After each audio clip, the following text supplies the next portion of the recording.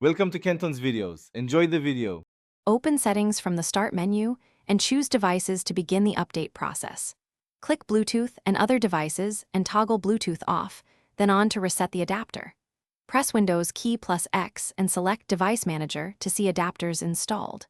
Note your Bluetooth adapter name in Device Manager before updating so you download the correct driver file.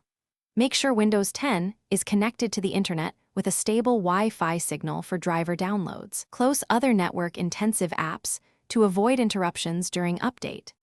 Open Device Manager and expand the Bluetooth category to reveal adapters installed on your machine. Right-click your Bluetooth adapter and select Update Driver to begin the installation process. Choose Search automatically for drivers to let Windows check Windows Update and the device driver database.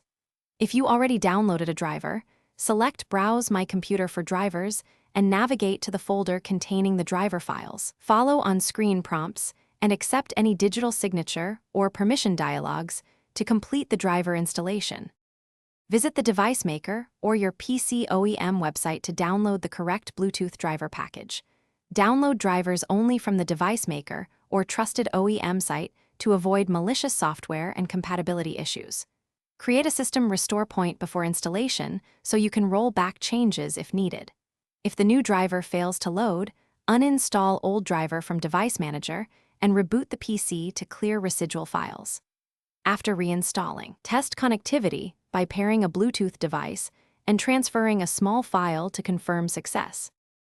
Thanks for watching. Consider subscribing if we helped you.